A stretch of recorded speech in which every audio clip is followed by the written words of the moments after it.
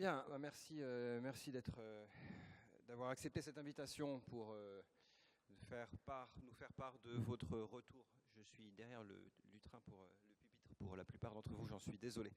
Je vais peut-être me mettre ici du coup. Voilà, ce sera mieux. Voilà. Merci d'avoir accepté de prendre un peu de temps pour venir nous donner votre éclairage sur la COP21. Vous y avez tous participé d'une façon ou d'une autre. Et donc ce qui va nous intéresser là, ce matin, c'est d'avoir à la fois ce que vous avez vécu de l'intérieur, l'analyse que vous faites, et puis également qu'est-ce qui reste à faire à partir de maintenant, qu'est-ce qui découle de la COP21, qu'est-ce qui découle de ce qui s'est fait autour pour le grand projet de sauvetage du climat qui est devant nous. Alors Alain, tu as le micro, tu vas en profiter pour J'en profite.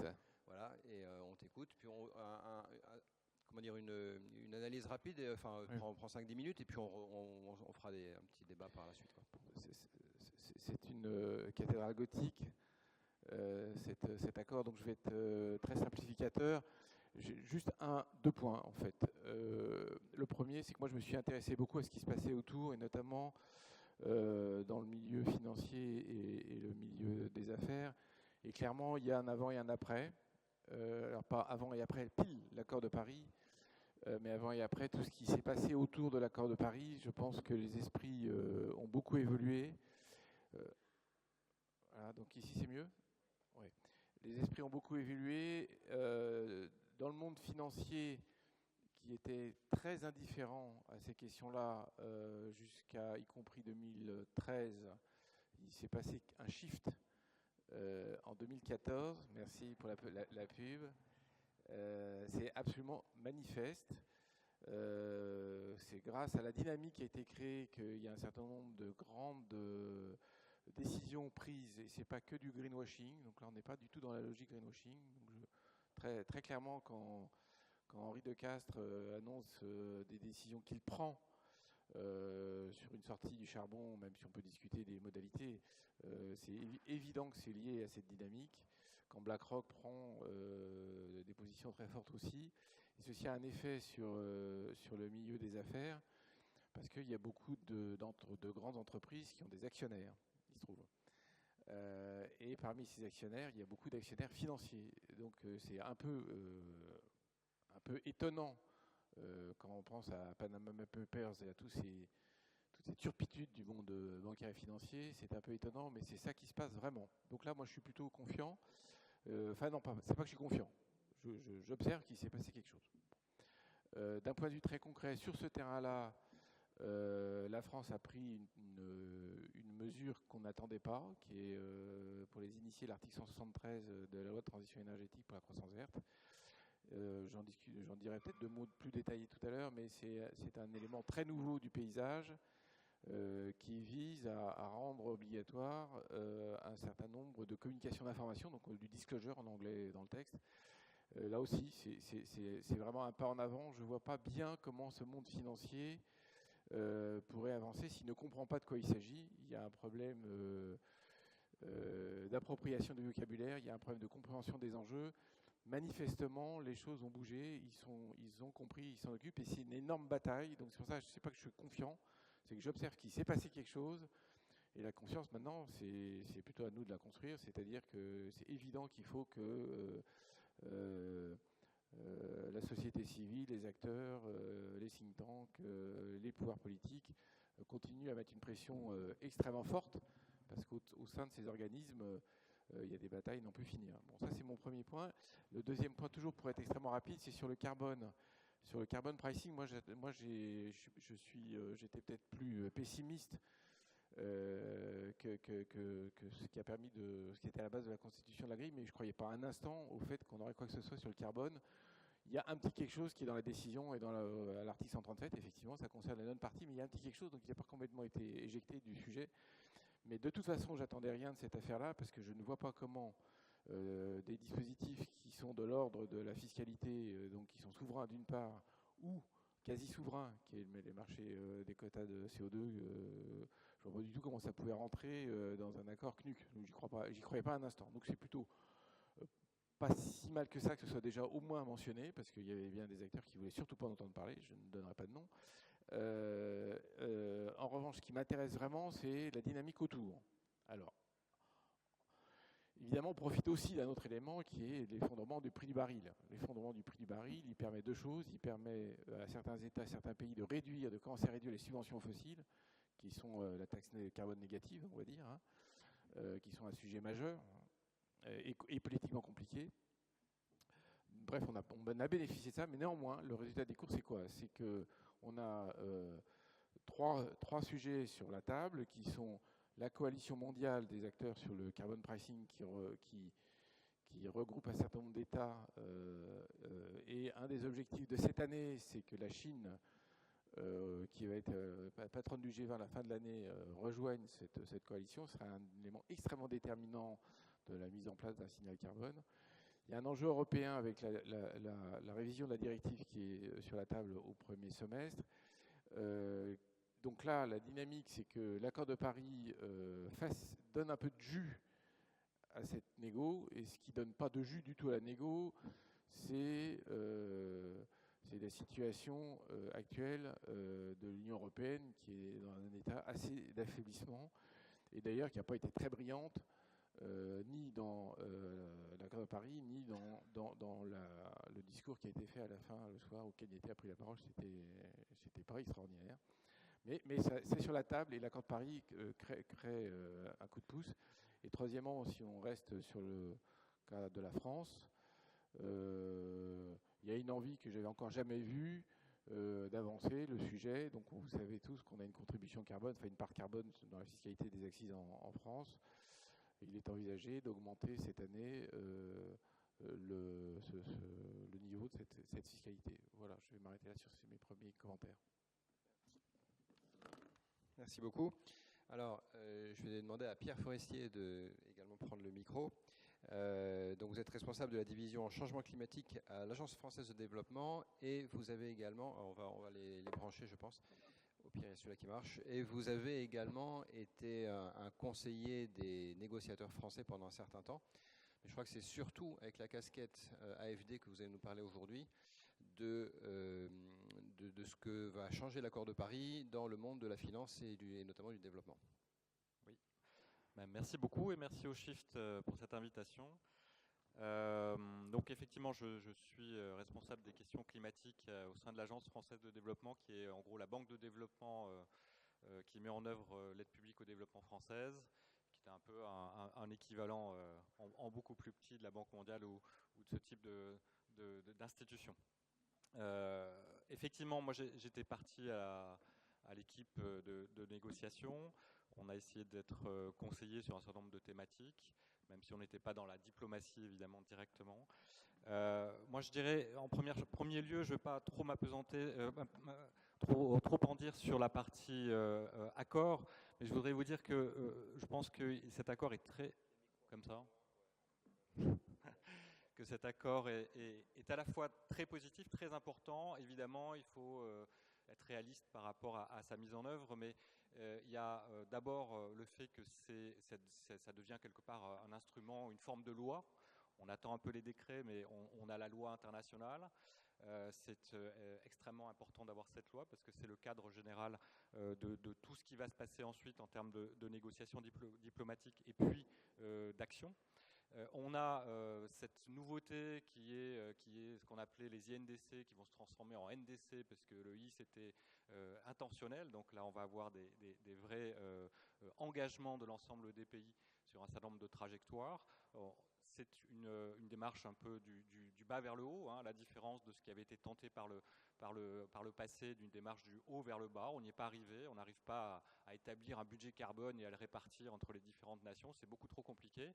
En revanche, on peut arriver à dynamiser quelque part une action individuelle des États et des engagements. Ça a été en tout cas l'objectif de cet accord, et c'est très important parce que ça nous permet d'entrer en discussion avec les gouvernements pour la mise en œuvre, et ça c'est vraiment le sujet le plus important.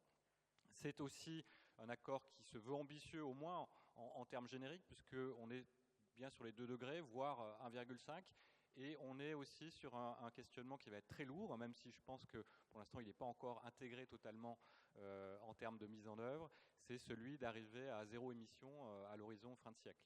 Et ça, c'est extrêmement important, vous le verrez, parce que c'est une vraie question autour des trajectoires.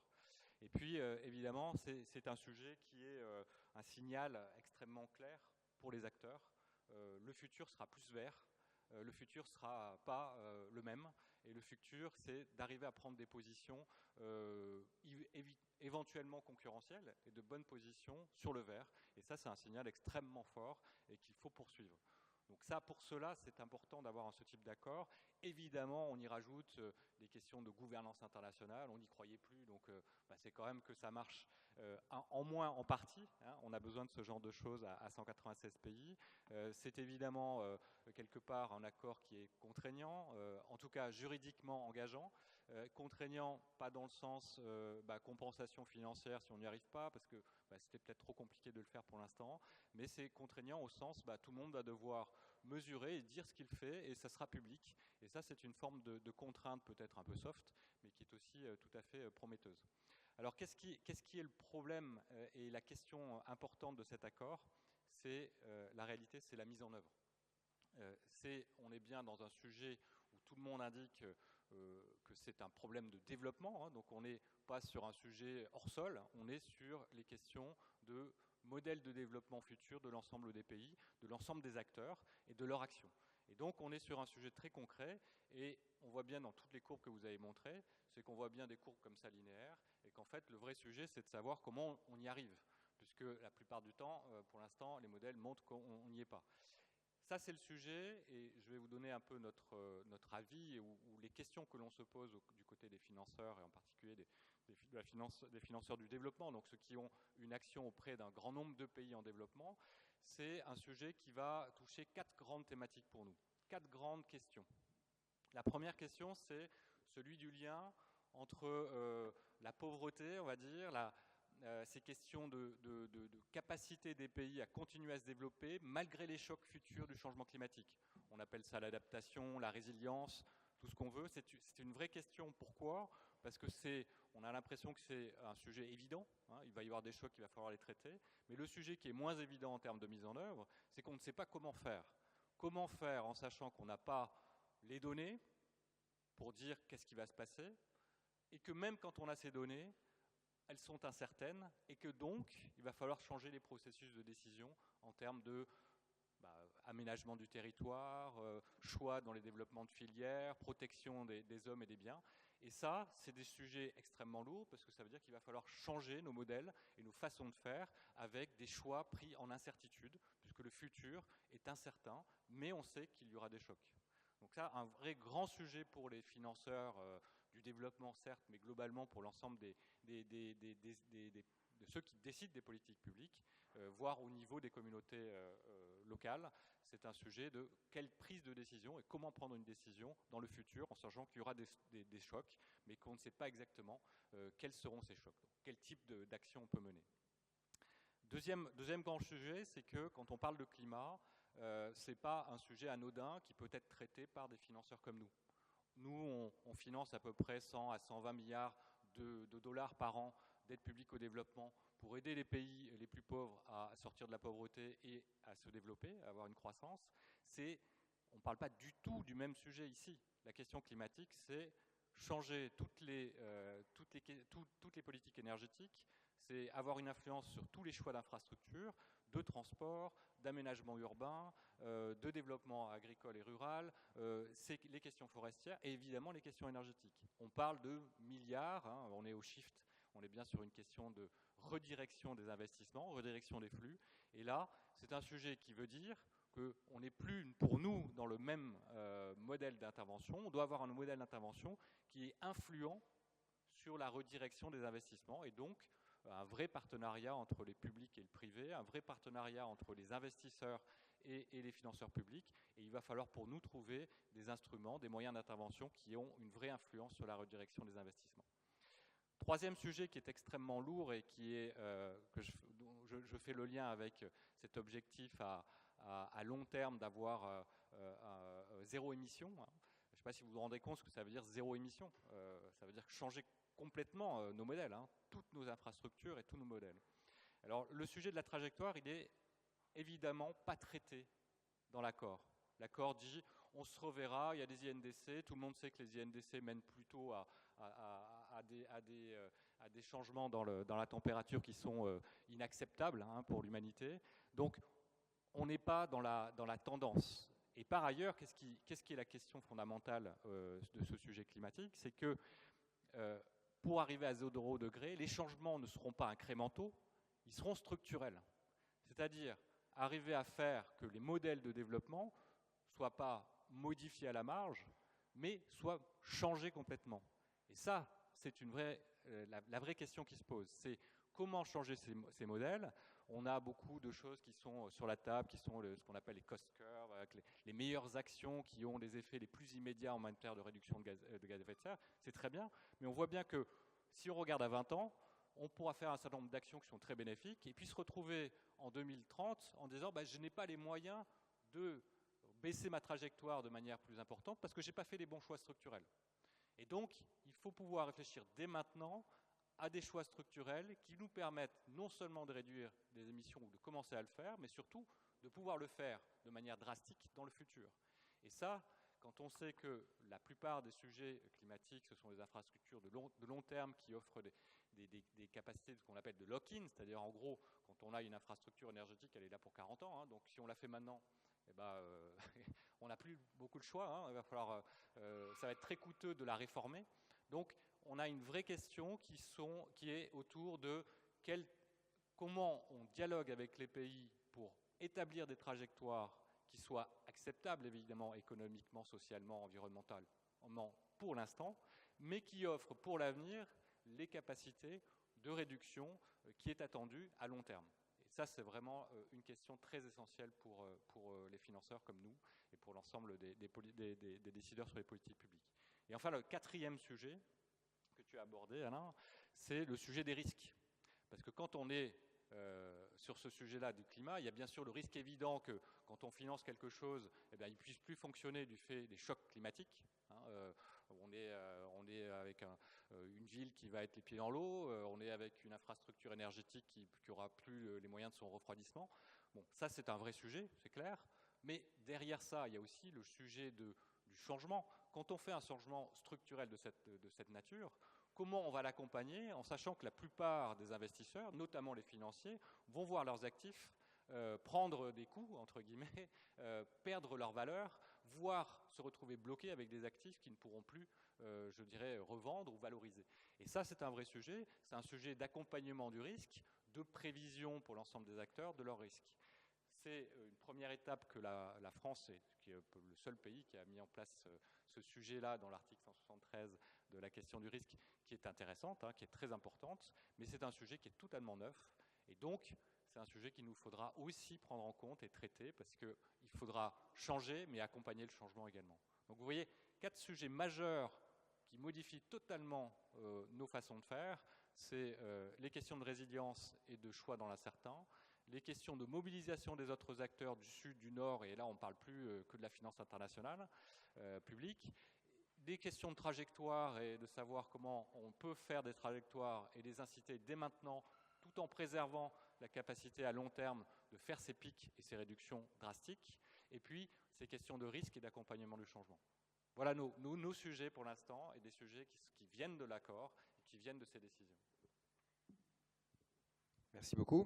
Donc je vais maintenant donner la parole à Thomas Pellerin-Carlin, qui va se présenter et présenter également l'Institut Jacques Delors, avant de nous donner son point de vue sur la COP21. Alors, est-ce que les micros filaires marchent? Parce que d'accord, ça marche. Merci. J'ai une présentation aussi ici. Très bien.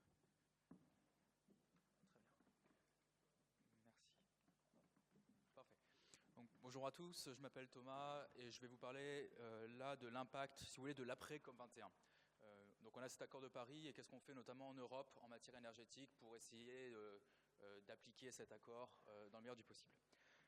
Tout d'abord, pour que vous sachiez un peu d'où je parle, donc moi je viens de l'Institut Jacques Delors, qui est un think tank européen qui a été fondé par Jacques Delors. On a 2 bureaux, un à Paris et un à Berlin. Et en fait, on s'occupe avant tout de questions européennes. Donc ça va être commerce, politique sociale, etc., etc. Et par ailleurs, évidemment, on s'occupe d'énergie et de climat, et c'est moi qui suis responsable de ça chez eux. Donc on a une vision d'abord européenne avant d'être une vision énergétique. Donc 2 éléments de contexte pour commencer. D'abord, quelle est l'importance des émissions de l'Union européenne dans les émissions mondiales? Et ça, c'est quelque chose qu'il faut toujours garder en tête pour voir comment est-ce qu'on peut adapter la politique européenne de l'énergie.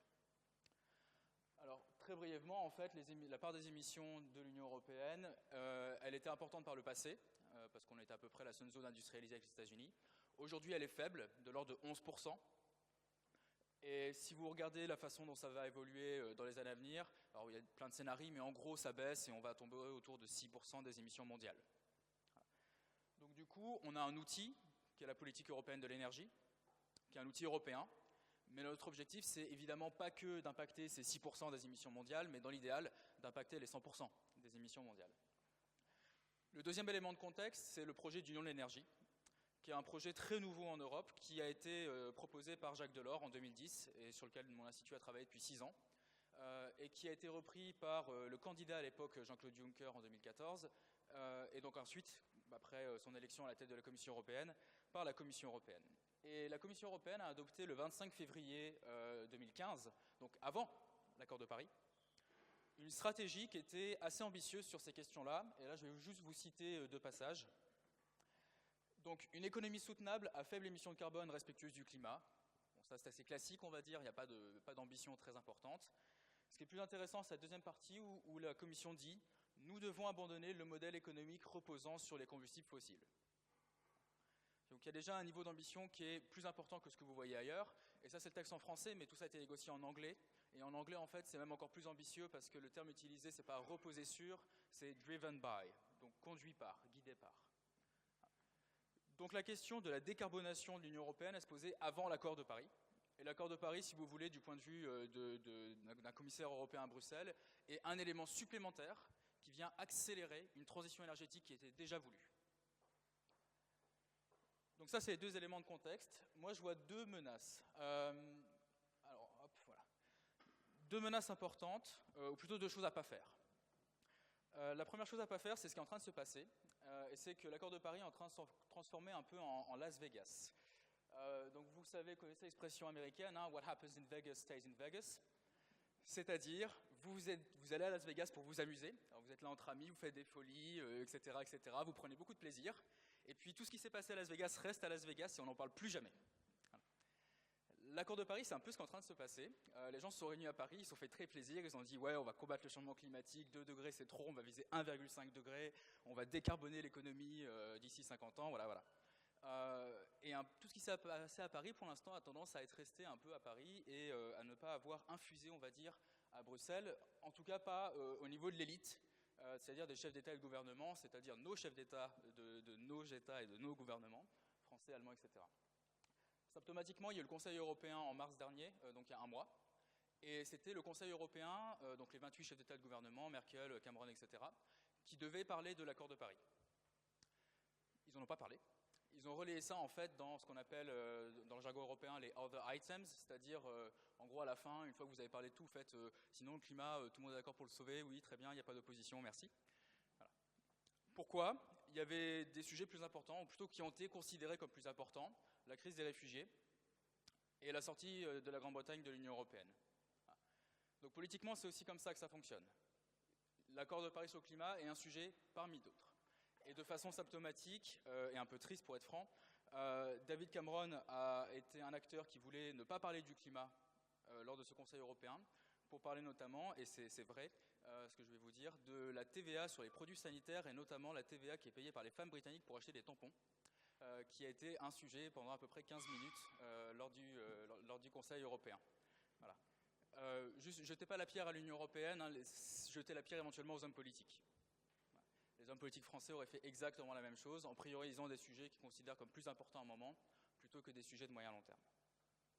Donc ça, c'est la première menace. La deuxième menace, c'est de perdre son temps en parlant du détail des objectifs de moyen terme. En gros, pour être très rapide, les objectifs de moyen terme de l'Union européenne, le détail, on s'en fout. Le fait de savoir si en 2030, on va réduire de moins 40% ou moins de 45 ou de moins 50, ça n'est pas important, de mon point de vue. Pourquoi ? Parce que l'Union européenne a, si vous voulez, un passé assez important dans le fait d'avoir des objectifs ambitieux qui ne sont pas atteints, ou d'avoir des objectifs ambitieux qui sont dépassés. Donc les objectifs ambitieux pas atteints, c'est notamment l'agenda de Lisbonne en 2000, qui disait qu'on allait transformer l'Europe en continent de l'économie de l'innovation, et avoir 3% de PIB investi dans la recherche et l'innovation. Et à l'époque, on était à 2%, aujourd'hui on est à 2%, donc si vous voulez, l'objectif n'a pas du tout été atteint, même pas en dynamique. Il y a d'autres choses par contre plus intéressantes, c'est que l'objectif de réduction des émissions de gaz à effet de serre pour l'Union européenne, c'est moins 20% en 2020, et cet objectif a déjà été atteint. On était à moins 22, moins 23% l'année dernière. Voilà. Donc si vous voulez, le détail des objectifs de moyen terme, on s'en fout. Moi, mon pari, c'est qu'il faut se concentrer sur des sujets vraiment importants, et du coup, en fait, les objectifs de moyen terme, on va les dépasser. Comme on l'a déjà fait avec l'objectif de 2020. Alors, premier objectif important, première chose sur laquelle se concentrer, c'est la question de la décarbonation, donc l'objectif de long terme qui a déjà été mentionné, donc je vais être rapide. L'important pour l'Union européenne, c'est de se dire quel horizon on a pour l'Union européenne. L'accord de Paris dit deuxième moitié du 21e siècle. Pour l'Union européenne, c'est quand? C'est 2050, c'est 2060, c'est 2100, ou pas? Ce qui est très important, c'est que si vous vous dites c'est 2060, ça a des conséquences sur les décisions aujourd'hui. Ça a été très bien dit avant, un choix énergétique, ça a une durée de vie de 40, 50, 60 ans. Aujourd'hui, on a un projet de construction d'une centrale à charbon en Grèce, opérationnelle à partir de 2019, soutenue par des financements de la Banque publique allemande. Voilà. Donc cette centrale-là va aller jusqu'en 2059-2060. Si jamais vous dites que votre horizon de temps de décarbonation c'est 2080, pourquoi pas? Si jamais votre objectif de décarbonation c'est 2050 ou 2060, ces centrales-là ne doivent pas exister, donc autant pas la construire maintenant. Le deuxième sujet important sur lequel travailler, c'est le prix de la pollution, donc notamment la question du prix du carbone. Frédéric en parlera après, donc je vais rien dire là-dessus. Juste un petit bémol. Je sais pas, il y a combien d'économistes dans la salle, pour que je sache? Il n'y en a pas beaucoup. Ok, ça marche. Pour que vous... Tu vas pas en parler? Très peu? Bon, bah, on va être très court et je vais rester sur un truc très général. Aujourd'hui, le prix du carbone, il est négatif parce qu'il y a des subventions aux énergies fossiles. Donc la première priorité, c'est de virer les subventions aux énergies fossiles. Ceux d'entre vous qui ont des amis médecins, vous connaissez le début du serment d'Hippocrate, primum non nocere, d'abord ne pas nuire. Donc déjà, si on arrête de subventionner les énergies fossiles, on aura fait un grand pas en avant. Deuxième étape, c'est d'augmenter le prix du carbone. Donc il y en a un au niveau européen et il y a un papier très bon qui a été publié il y a quelques jours, là je crois, par le Shift, qui a été écrit par Frédéric et qui vous détaille un peu comment ça peut se faire. Néanmoins, un bémol, la politique européenne à Bruxelles sur les questions énergétiques est d'abord faite par des économistes. 80 à 90% des fonctionnaires européens que je rencontre sont des économistes. Et c'est donc normal qu'on ait eu un marché du carbone. Les économistes, s'il y a un problème, ils voient un problème, ils créent un marché. Voilà. Ils sont dans une approche, le terme en anglais passe bien, c'est price and pray. Littéralement, mettre un prix et prier. Donc c'est ça leur approche. Donc on a créé un marché, et puis on a mis un prix, et puis ensuite on a prié très fort pour que le dieu marché et la sainte main invisible règlent tout ça. Malheureusement ça ne marche pas pour plein de raisons économiques, mais aussi pour des raisons fondamentales et anthropologiques. Moi je viens des sciences sociales, et je peux vous dire que la base des sciences sociales, c'est de partir du principe que l'être humain n'est pas rationnel au sens économique du terme. Donc du coup, l'être humain n'est pas un homo economicus, il y a besoin de réglementation, donc d'interdire. Et rappelez-vous, hein, les plus anciens d'entre vous, vous rappelez que dans les années 60 et 70, on balançait nos déchets dans la nature, et puis on n'a pas décidé de créer un marché pour arrêter ça. On a juste décidé de faire une bonne réglementation. Vous balancez vos déchets dans la nature, amende, vous le refaites, prison. Voilà. Deuxième élément, besoin de travailler sur les valeurs et les idées. Il y a combien d'anthropologues dans cette salle? On va pas aller loin. Hein. Voilà. Si vous voulez faire la transition énergétique, vous avez besoin d'anthropologues, de sociologues, etc. Vous avez besoin de travailler sur la question des idées, etc. Dernier élément, la question de l'innovation. Bertrand Piccard, qui est un homme totalement fou, qui fait le tour du monde en avion solaire, a une phrase que j'aime beaucoup. Et il dit « L'innovation pour les pionniers, c'est l'action. L'innovation pour les hommes politiques, c'est l'immobilité. » Parce que les hommes politiques utilisent la question de l'innovation pour ne rien faire. On est là, on a un discours, on dit qu'il faut promouvoir l'innovation, et donc du coup ça nous permet de rien faire absolument aujourd'hui, parce que la sainte technologie, dans 20 ans, va réussir à nous sauver, sans changement de système. De mon point de vue, c'est absolument pas la bonne façon de voir les choses. L'innovation doit être une question d'action et doit avoir des objectifs très clairs. Tout d'abord, ça nous permet de jouer sur les émissions mondiales. On peut faire tous les prix du carbone qu'on veut au niveau de l'Union européenne, on joue sur 5-6% des émissions mondiales à terme. Donc il faut jouer sur les 100%. Et ça, c'est l'avantage de l'innovation, c'est qu'on peut réellement jouer sur les émissions mondiales, parce qu'a priori, les Indiens et les Chinois ne sont pas plus bêtes que les autres. S'ils voient une bonne idée en Europe, ils vont aussi l'appliquer chez eux, ou plutôt l'adapter pour qu'elle puisse être appliquée chez eux. Deuxième chose importante, c'est d'avoir une politique agressive de compétitivité, donc sortir cette idée totalement absurde que la compétitivité, c'est d'abord la loi El Khomri et le niveau des salaires à 5% près, et d'avoir une politique véritablement basée sur l'innovation. Pour être rapide, l'idée centrale, c'est quoi? L'innovation technologique, c'est sympathique, il faut continuer à en faire, mais c'est pas que ça.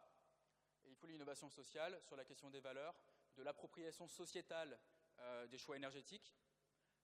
Par exemple, pour être très court, c'est des études qu'ont fait une de mes collègues en Norvège.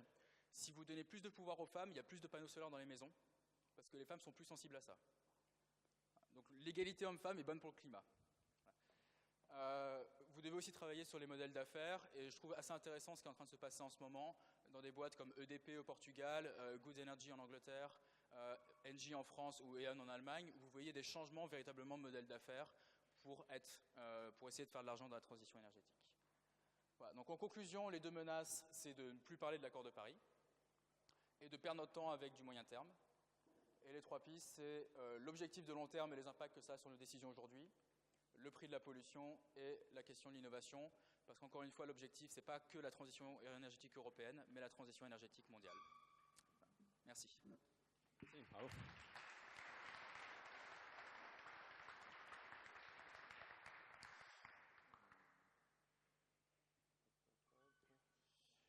On va continuer le tour de table avant de prendre les questions pour l'ensemble des intervenants.